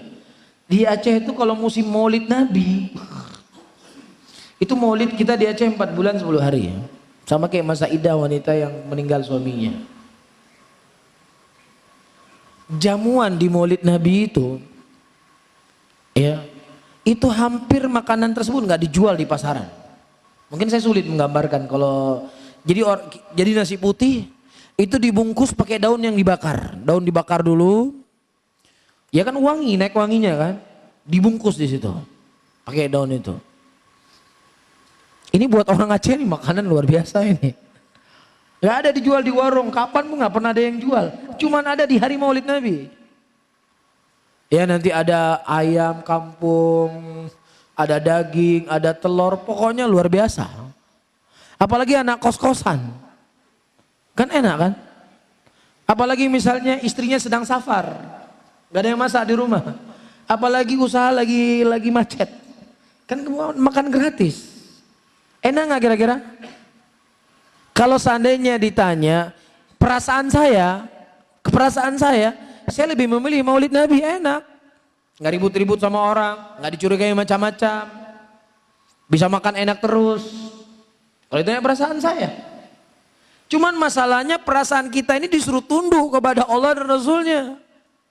La yu'minu ahadukum hatta hawahu taban lima jitu bih. Seorang tidak dikatakan beriman sampai hawa nafsunya dia tundukkan terhadap apa yang kudatang. Ini yang jadi masalah. Kecuali kalau seandainya pas Maulid Nabi, orang semua harus gotong royong.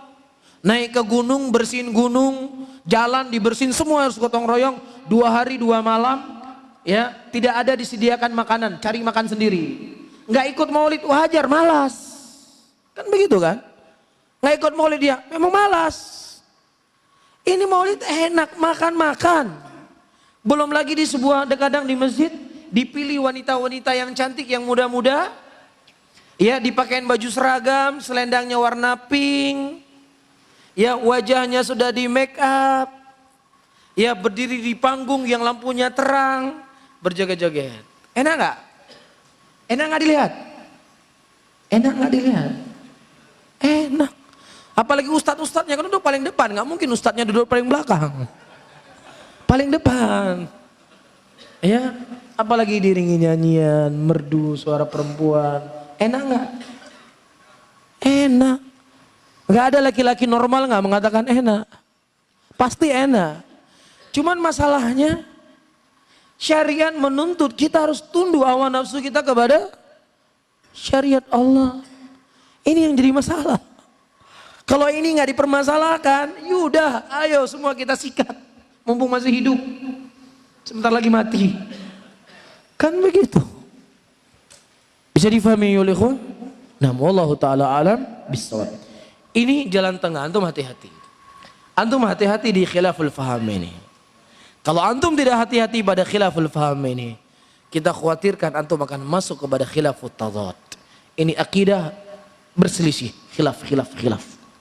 Harus jeli-jeli antum dalam memahami permasalahan ini.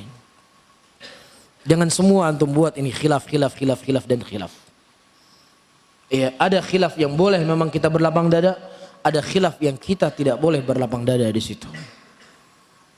Iya, Aisyah radhiyallahu taala anha ketika mendengar Abdullah bin Amr bin As berfatwa, perempuan ketika mandi wajib itu diharuskan melepas kepangan rambutnya. Sampai fatwa tersebut kepada Aisyah. Kemudian Aisyah berkata, sampaikan kepada Abdullah bin Amr bin As, kenapa dia nggak suruh sekalian cukur botak rambut perempuan ketika mandi junub? Saya mandi junub di zaman Rasul, Rasul nggak memerintahkan saya membuka kepangan rambut saya. Ini kata Aisyah. Ini kan bukan khilafut tadad. Ini khilaf masalah apa? Masalah fikih. Ketika sudah datang dalil yang sharih yang wadih dari Nabi, tidak ada alasan bagi kita mengatakan itu khilaf. Kecuali hal yang saya sebutkan tadi. Ini dalil seakan-akan menuju begini, ini dalil seakan-akan menuju seperti ini. Hati-hati. Ini jalan. Antum mau kemana ini sekarang? Jalan pertama terbuka di sini. Faham ya? Jalan pertama terbuka di khilaful faham. Kemudian khilaf yang terakhir, kita tutup pengajian kita di malam hari ini, adalah khilafut tanawwu'. Beraneka ragamnya riwayat-riwayat yang datang dari Rasulullah sallallahu alaihi wasallam tentang doa iftitah misalkan. Syekh Albani menyebutkan lebih dari 10 doa iftitah yang sahih dari Rasulullah. Silakan kita baca, jangan saling menyalahkan. Iya, begitu juga ketika Rasulullah bertakbir. Terkadang Rasulullah bertakbir, ya, Allahu Akbar sekalian, Allahu Akbar. Ada terkadang Allahu Akbar baru angkat tangan. Iya, itu teriwayatkan riwayat yang sangat atau 3 riwayat datang dari Nabi. Silakan kita mengamalkan ini dan ini. Begitu juga ketika Rasulullah beliau bertakbir, terkadang hadwa min kabeh, terkadang hadwa udhuneh. Terkadang Rasulullah bertakbir sejajar dengan bahunya dan terkadang sejajar dengan telinganya. Ini namanya khilafut tanawu. Silahkan kita mengambil silahkan kita berbuat ini terkadang dan berbuat ini terkadang. Karena semuanya itu datang riwayat dari Nabi sallallahu alaihi wasallam. Bisa difahami ayyuhal ikhwah? Mudah-mudahan dengan apa yang saya sampaikan ini bisa membuat kita menjadi berusaha untuk berjalan di atas jalan tengah. Kita tidak jumud. Ada perkara yang memang itu perkara khilaf, kita tetap pertahankan pendapat kita. Yang lain yang tidak berpendapat ini sesat semuanya. Kita tidak ingin berjalan dengan jalan seperti ini. Dan juga tidak berjalan dengan jalan al-mumayyi'in, al-mutasahilin. Semuanya khilaf. Karena tujuannya tajmi. Ngumpulkan banyak orang. Musik khilaf. Ini khilaf. Kalau dia mengatakan ambil satu pendapat kan setidaknya penyanyi sudah lari dari dia. Tapi kalau enggak, oh mantap Ustadz ini. Jadi hobi kita masih tersalurkan. Tapi lebih ke jalan agama. Bisa difahami di sini? Iya. Jadi dengan kita mempelajari ini, kita ingin berusaha di tengah. Kapan yang memang itu khilaf, kita berlapang dada. Kapan yang itu tidak boleh khilaf, kita harus dengan satu warna. Tidak boleh warna-warni. Bisa difahami di sini ya? Wallahu ta'ala alam bisawab. Mungkin ini yang bisa saya sampaikan. Apa ada sesi kedua atau sudah cukup? Mungkin ada sesuatu yang mau disampaikan atau ditanyakan, tentunya sebatas kemampuan yang saya ketahui.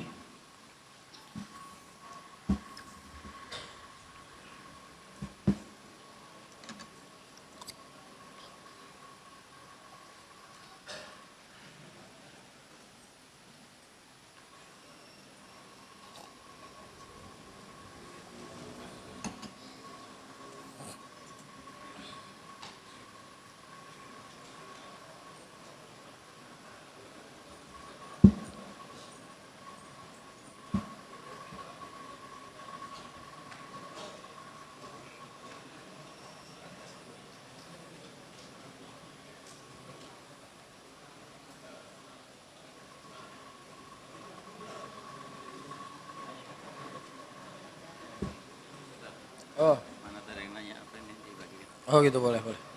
Siap.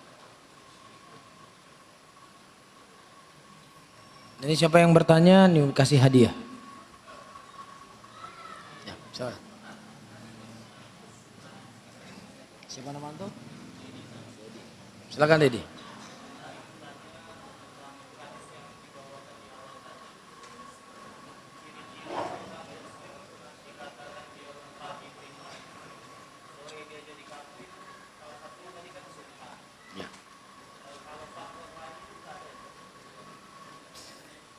Baik, saudara-saudaraku muslimin dan muslimat yang dirahmati oleh Allah. Hadis yang dikhabarkan oleh Nabi sallallahu alaihi wasallam, seorang mukmin di pagi harinya dia itu masih mukmin dan di sore harinya dia sudah kafir. Di sini memberikan sebenarnya pelajaran yang sangat berharga kepada kita untuk berhati-hati dari apa saja yang namanya fitnah itu. Rasulullah menyebutkan dalam hadisnya tu'radul fitani 'anil qulub ka hadir asir 'udan. Fitnah itu akan masuk dalam hati manusia itu sedikit demi sedikit. Nah, ketika dia menangkap atau mengambil dari fitnah tersebut, maka akan dititik dengan satu noda hitam dalam hatinya. Ketika kita sudah berhasil di titik noda hitam oleh syaitan, maka akan terbuka pintu kedua, pintu ketiga, pintu keempat dan pintu yang kelima. Allah Subhanahu wa taala menyebutkan dalam Al-Qur'anul Karim, menceritakan tentang kisah Nabi Yakub dan Nabi Yusuf alaihissalam.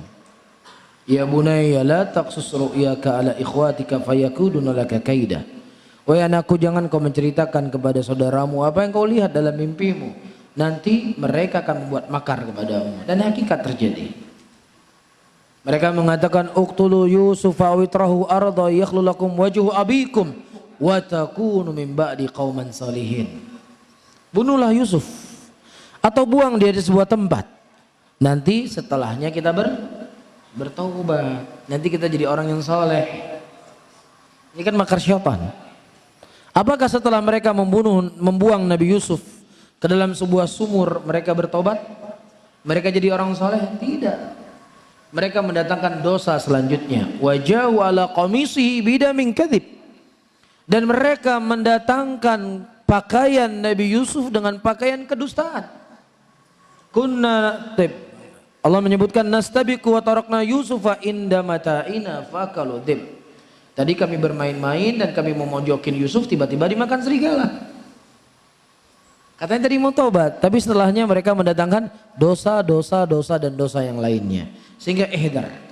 Rasulullah hanya ingin mengkhabarkan kepada kita tidak mesti pagi, sorenya sudah kafir. Rasulullah ingin mengkhabarkan ketika fitnah itu sudah masuk dalam hati kita, dia akan sulit untuk lepas dan kita dikhawatirkan dalam waktu yang segera mungkin akan menyimpang daripada jalan yang lurus tersebut. Iya. Kita mau jadi orang baik, ikut pengajian setiap hari, kadang ada saja terjatuh ke dalam kesalahan. Tapi kalau untuk jadi orang jelek kan nggak perlu ikut pengajian. Ayo buat pengajian, bagaimana cara membuat maksiat secara lebih praktis? Kan nggak ada. Ketika hati manusia itu lalai dari kebaikan, secara otomatis dia akan pasti terjerumus ke dalam kejelekan. Bisa difahami ya? Rasulullah ingin mengingatkan kepada kita untuk menjaga yang namanya hati ini. Jangan sampai apa? Termakan dengan fitnah. Wallahu a'lam bishawab. Nanti silakan pilih bukunya yang mana ya. Ada yang lain? Nah, silakan Pak. Oh ya. Iya. Iya.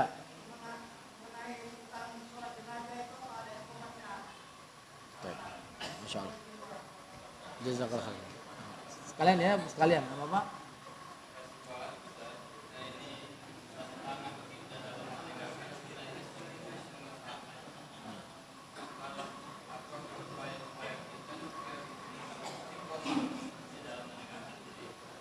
Masya Allah. Pertanyaan yang sangat bagus. Yang pertama, masalah salat jenazah. Apakah dalam salat jenazah itu ada iqamahnya ataukah tidak? Wallahu a'lam bishawab. Dari kebiasaan Nabi kita Muhammad sallallahu alaihi wasallam, beliau ya tidak mengumandangkan iqamat pada salat jenazah. Itu yang teriwayatkan dari Nabi kita Muhammad sallallahu alaihi wasallam dan itu saya ketahui. Nah, adapun yang kedua, bagaimana kiat-kiat kita untuk bisa selalu istiqomah di jalan Allah? Perlu diketahui Rasulullah sallallahu alaihi wasallam mengatakan, "Qul amantu billahi tsumma istaqim." Katakanlah ya Muhammad. Iya. Bukan katakanlah Muhammad, katakanlah. Rasulullah berkata kepada seseorang, amantu billah, aku beriman kepada Allah dan kemudian istiqomahlah engkau. Perhatikan baik-baik ucapan Rasul. Ucapan Nabi, katakanlah saya beriman kepada Allah. Dan konsekuensinya orang-orang yang mereka ingin istiqomah, orang yang mereka ingin beriman dengan iman yang benar, itu pasti akan diuji dan dicoba oleh Allah Subhanahu wa taala. Itu pasti. Antum sebelum istiqomah enggak ada masalah dengan dagang antum, enggak ada masalah dengan usaha antum. Enggak ada masalah dengan keluarga antum. Tapi ketika sudah mulai istiqomah, mulai anak sudah mulai sakit-sakit, istri juga sudah sakit-sakitan, bisnis juga sudah mulai menurun, ya, misi sudah mulai menurun. Allah Subhanahu wa taala yang Maha Tahu ingin memperlihatkan kepada kita semuanya, apakah kita benar jujur dengan keimanannya ataukah tidak. Ahasiban nas ayyutraku ayyaqulu amanna wa hum la yuftanun wa laqad fatanna alladhina min qablihim falya'lamannallahu alladhina sadaqu wa liya'lamannal kadhibin. Apakah manusia menyangka mereka mengucapkan kalimat keimanan begitu saja dalam keadaan mereka tidak diuji dan tidak dicoba? Tidak, mereka akan diuji seperti orang-orang sebelum mereka. Dan Allah yang Maha Tahu ingin melihat siapa di antara kita yang jujur dengan keimanannya dan siapa pula di antara kita yang tidak jujur dengan keimanannya. Kalau hari ini kita sedang tidak ada masalah, tidak ada masalah ya, bisnis lancar, istri aman, anak-anak aman, nggak ada masalah. Semangat ke pengajian, semangat untuk beribadah itu wajar karena memang kewajiban kita. Wajar. Jelas ya? Sangat wajar. Karena itu kewajiban. Tetapi ini akan menjadi seseorang itu kuat, jujur keimanannya di tengah, ditempa ujian dan cobaan. Di situ dia semakin dekat dengan Allah Subhanahu wa taala. Ini baru cap. Ini baru laki-laki namanya. Demikian para lelaki hebat di muka bumi ini. Allah ceritakan laki hebat Nabi Adam alaihissalam. Ketika beliau diusir dari surga, beliau nggak pernah mengatakan nih gara-gara syaitan ini goda saya, kurang ajar deh. Nggak ada. Nabi Adam berkata, doanya diabadikan dalam Al-Quran. La ilaha illa anta subhanak. La, bukan ini. Nam Rabbana zalamna anfusana. Wa illam taghfir lana wa tarhamna lanakunanna minal khasirin. Ya Rabb kami telah menzalimi diri kami. Kalau seandainya Engkau tidak mengampuni dosa kami, maka kami termasuk dari orang-orang yang merugi. Beda dengan orang-orang hari ini ya. Ada gempa di Indonesia, ada tsunami di Indonesia. Ini gara-gara si presiden ini.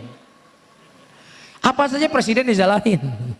Seakan-akan dia nggak punya salah, seakan-akan dia nggak punya dosa. Nabi Adam yang nabi, yang sudah dijamin masuk surga, ketika mendapatkan ujian, beliau mengatakan saya termasuk dari orang-orang yang merugi. Ente lebih suci dari Nabi Adam. Ente gak pernah berbuat dosa, ma'asum ente. Sehingga setiap apapun kejadian, ini pemimpin begini, ente gak punya saham. Datangnya musibah Allah datangkan kepada kita. Ini menunjukkan orang maghrur gak tahu diri. Begitu juga laki-laki yang lainnya. Nabi Yunus, la ilaha illa anta subhanak inni kuntu minadh dhalimin. Tidak ada ilah yang berhak disembah kecuali Engkau ya Allah. Sesungguhnya aku termasuk dari orang yang zalim. Wa nabiyuna Muhammad sallallahu alaihi wasallam, ketika beliau diuji dan dicoba oleh Allah, beliau berkata laqad udhiya Musa akthar min hadza fasabara.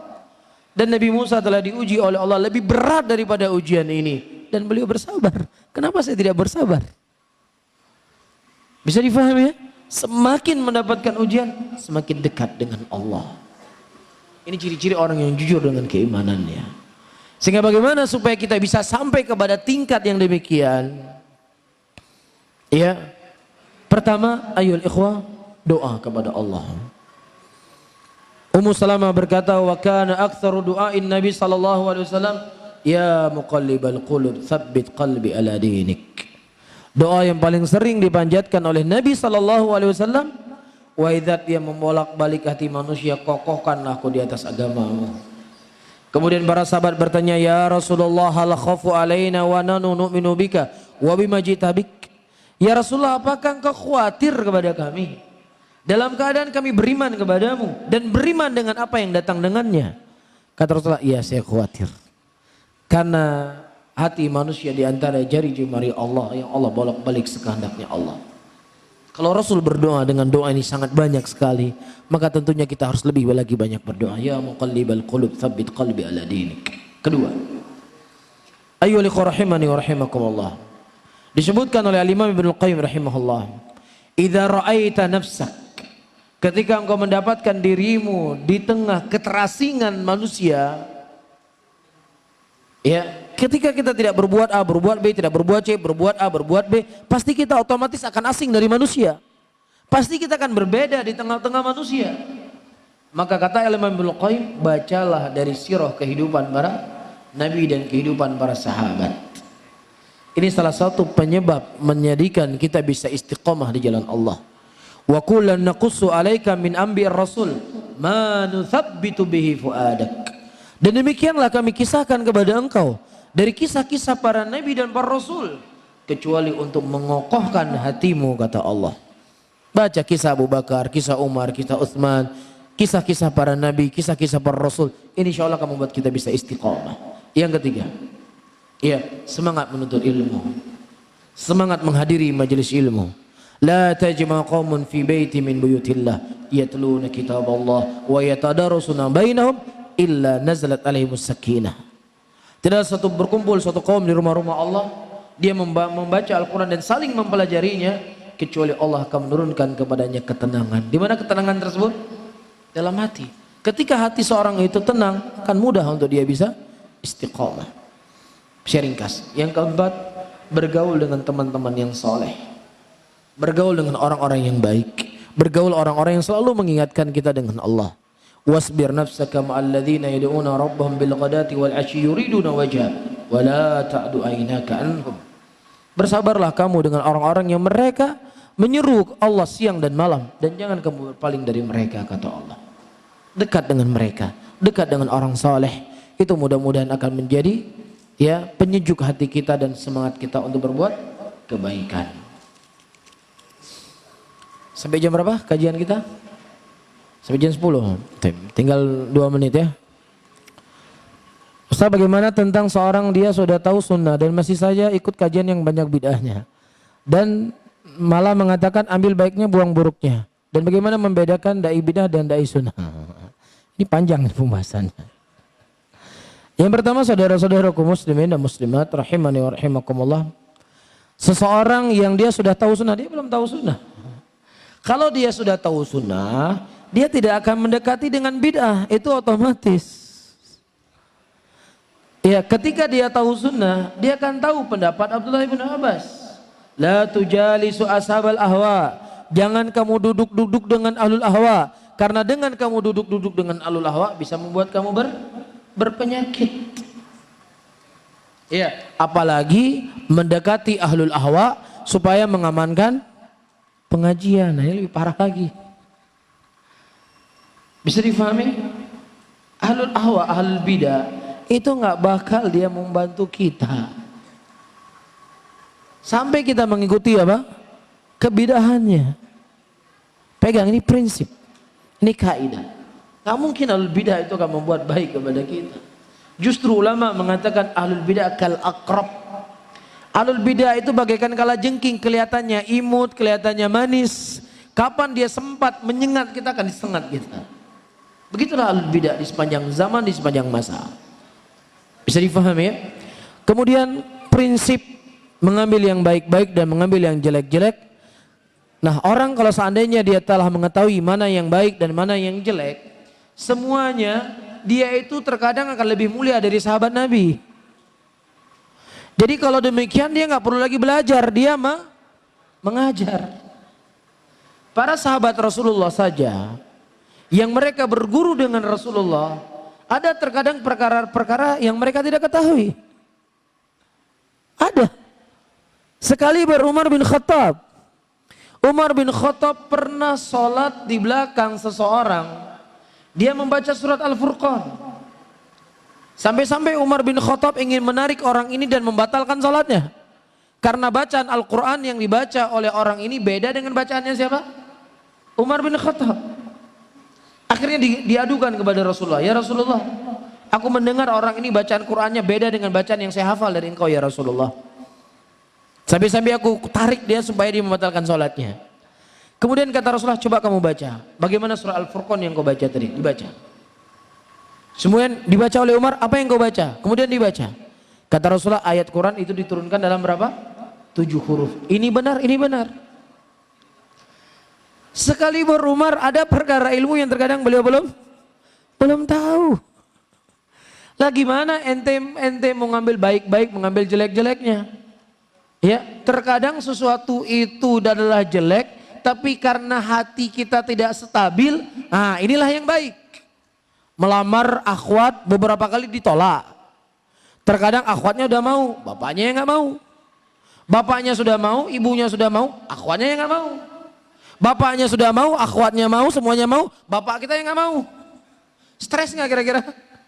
Stres. Iya, akhirnya ikut pengajian. Dunia inilah bangkai, seperti bangkai anak kambing. Lelah kita hidup di dunia. Di sana ada surga dan ada bidadari. Dan ada jalan pintas supaya kita cepat mendapatkan bidadari. Baik, mantap ini kayaknya nih. Solusi buat saya. Apa? Kita buat bom bunuh diri. Baik nggak? Luar biasa.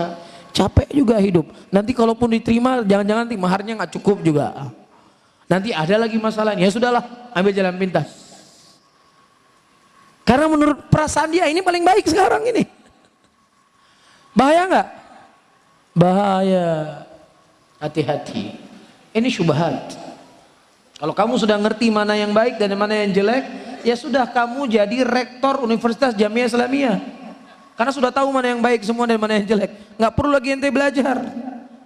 Ente tinggal fatwa-fatwa saja. Ini baik, fatwa. Kan tahu kan, udah tahu semua dia kan. Ya enggak? Inilah syubhatnya hizbiyin. Untuk apa? Untuk meracuni ahli sunnah, meracuni muslimin. Untuk mengambil dari mana apa saja. Ya, atau enggak bom bunuh diri? Ya, ikut pengajian Syiah, ngambil baik-baiknya saja. Oh, ternyata banyak sekali riwayat tentang bagusnya mut'ah ya. Cocok nih kayak buat saya nih. Kawin kesana kemari nggak dapat, ya sudahlah. Coba mut'ah, dapat pahala. Akhirnya terjatuhlah dalam kesesatan. Bisa dipahami di sini?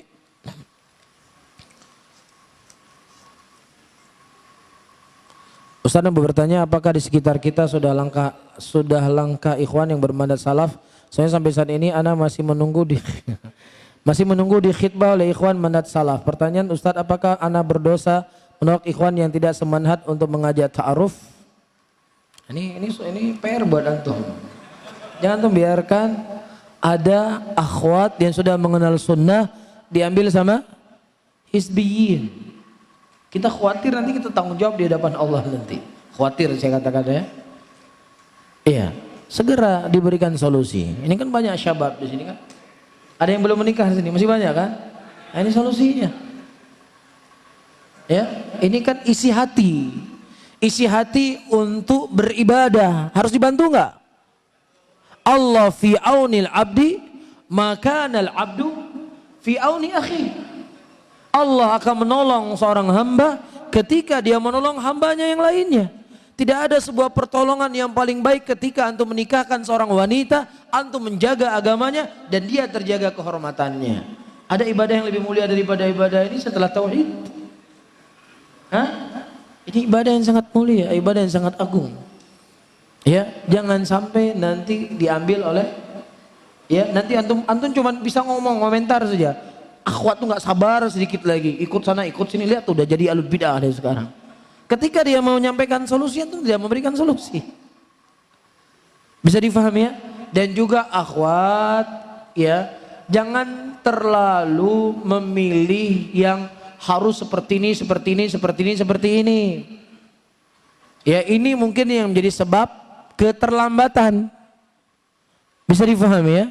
Nah, kalau seandainya dia memang soleh, dia orang yang taat, dia orang yang bertanggung jawab dan semangat untuk bekerja, penting. Semangat untuk bekerja, walaupun dia belum punya pekerjaan hari ini, kalau dia semangat bekerja, insya Allah akan terbuka. Ya, kalau memang ada sudah terima. Nah, begitu juga pihak laki-lakinya. Ya, mudahkan, yassiru wa la tu'assiru. Ya, permudahlah, jangan dipersulit. Dua lagi ya, cukup ya.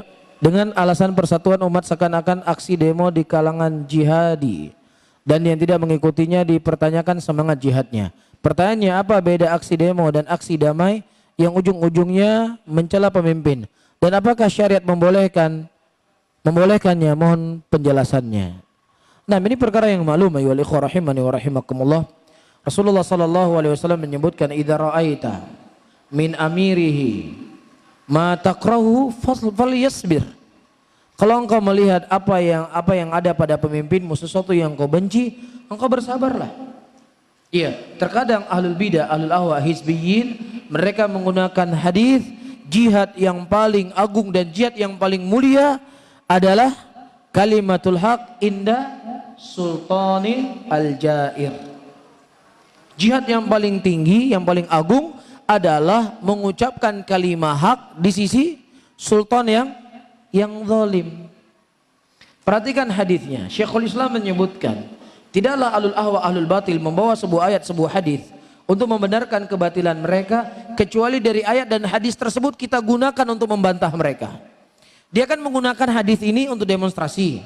Dia gunakan hadis ini untuk teriak-teriak. Dia gunakan hadis ini untuk mencaci maki pemimpin. Pemimpinnya misalnya di Jakarta, dia maunya di Medan caci maki. Lafaz hadis Rasulullah indahu. Apa artinya indahu? Di sisinya. Bukan ente berdiri di jalan raya teriak-teriak. Pemimpinnya di istana, dia teriak-teriaknya di Medan sana. Pakai hadis tadi.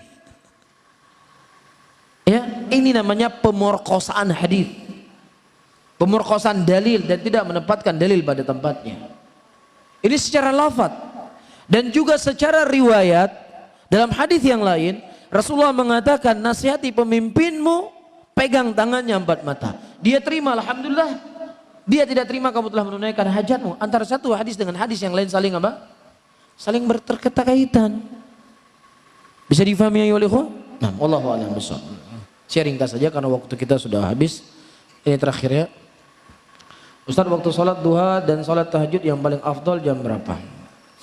Sholat duha, waktu sholat duha pertama adalah ketika matahari sudah naik 1 tombak. Atau dikenal dengan salatul syuruk. Salat syuruk disebutkan oleh para ulama adalah awal daripada waktu sholat duha. Dan berakhir sampai kepada zawal. Matahari pas di kepala kita. Dan sebaik-baik waktu duha, ya, ketika anak-anak kambing itu sudah kepanasan.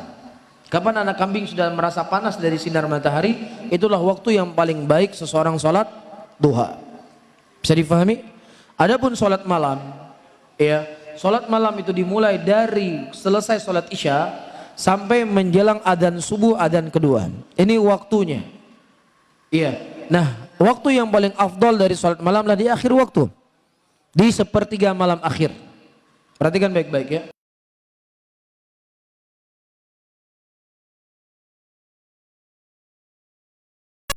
Sepertiga kedua, sepertiga terakhir. Berarti 10 bagi 3. 10 bagi 3. Jadi 10 bagi 3, sepertiga pertama itu dari jam 7 lah kita katakan ya, 7 misalkan. Sepertiga pertama jam 7 berarti jam 10 lewat 20 menit. Itu sepertiga pertama. Faham? Sepertiga kedua dari jam 10 lewat 20 menit ke jam 1 lewat 30 menit kurang lebih. Itu sepertiga kedua. Sepertiga ketiga dari jam setengah 2 malam sampai kemana? Sampai jam adzan subuh. Kurang lebih lah ya. Kalau kita hitungannya. Tapi kalau kita hitung setengah malam, nisful lail, kita hitung dibagi 5. Ya 10 jam dibagi 2, 5 jadinya. Jadi kalau maghribnya jam 7, jam 8, jam 9, jam 10, jam 11, jam 12, jam 12 nisful lail. Ya, perhatikan faedah di luar pembahasan sedikit. Waktu sholat malam, waktu sholat isya, Rasulullah mengatakan waktu sholat isya ba'da maghibus syafaqul ahmar. Waktu sholat isya itu adalah ketika rona-rona matahari, rona-rona merah di langit sudah menghilang, itu masuk waktu sholat isya. Dan Rasulullah mengatakan waktu sholat isya itu sampai sepertiga malam. Kapan sepertiga malam? 10 lewat 20 menit. Datang riwayat yang lain Rasulullah mengatakan waktu isya itu sampai nisful lail. Kapan nisful lail? Berarti jam 12 malam. Orang boleh sholat isya dari jam 8 sampai jam 12 malam. Tapi waktu yang paling baik adalah sepertiga akhir, sepertiga awal. Jangan tuh salah paham, sepertiga sholat malam diakhirkan sholat isya, jam 4 subuh dia sholat isya. Ini salah. Pendapat sebagian ulama tidak sah orang sholat isya setelah setengah malam. Ya, walaupun dari kalangan Syafi'iyah mereka mengatakan sholat isya itu sampai waktu kapan? Waktu setengah ketika adzan subuh. Faham ya? Namun pendapat yang sahih dari Rasulullah, salat isya itu sampai nisful lail, sampai tengah malam. Dan waktunya tentunya berubah-ubah. Antum silakan hitung dengan yang saya sebutkan tadi. Ya, kemudian sepertiga akhir. Rasulullah mengkhabarkan Allah Subhanahu wa taala turun ke langit dunia itu di kapan? Di sepertiga akhir. Jam berapa sepertiga akhir tadi?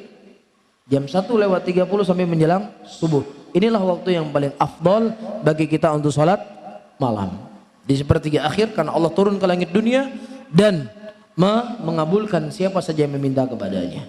Tapi kalau seandainya dikhawatirkan tidak bisa bangun malam, maka hukum asalnya dia sholat kapan dia mampu untuk sholat. Kalau dia mampu di awal waktu, maka itu afdal bagi dia. Paham di sini? Al-mafdul ahyanan muqaddam min al-fadil. Sesuatu yang di bawahnya kemuliaan terkadang lebih dikedepankan dari sesuatu yang mulia. Kapan itu? Dia khawatirkan dia tidak bisa bangun malam, kecuali di awal waktu sudah dia sholat di awal waktu. Bisa dipahami ya? Nah, Allahu a'lam bishawab. Mungkin ini yang bisa saya sampaikan, mudah-mudahan bermanfaat bagi saya sendiri dan juga buat antum semuanya, dan jazakumullahu khairan ala simaikum wa hudurikum. Dan saya akhiri, Allahumma shalli ala Muhammadin wa ala alihi wa ashabihi wa man tabi'ahum bi ihsanin ila yaumiddin. Wassalamualaikum warahmatullahi wabarakatuh. Ini yang bertanya tadi silakan ambil bukunya ya.